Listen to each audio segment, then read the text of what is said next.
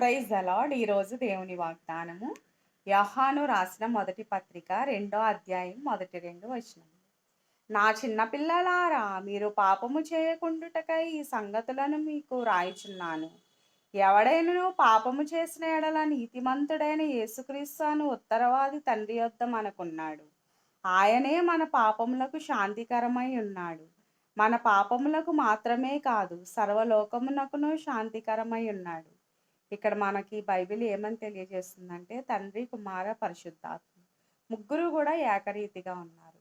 యేసయ్య నీతిమంతుడై ఉండి మన పాపములకు ప్రాయశ్చిత్తమై ఉన్నారు. మన పాపములకు మాత్రమే కాదు, ఈ సర్వలోకానికి కూడా ప్రాయశ్చిత్తమై ఉన్నారు. ఎవరైతే ఆయన ఆజ్ఞలను గైకొని ఉంటారో అలాంటి వారిలో దేవుని ప్రేమ పరిపూర్ణమై ఉంటదని బైబిల్ మనకి బోధిస్తుంది.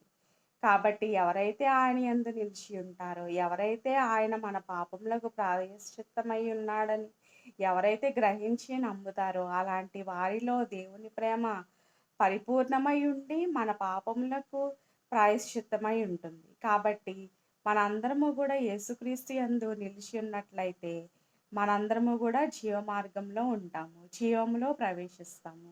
అట్టి విధమైన జీవమార్గము మనందరికీ కూడా దేవుడు అనుగ్రహించును గాక. ఆమేన్. హల్లెలూయా.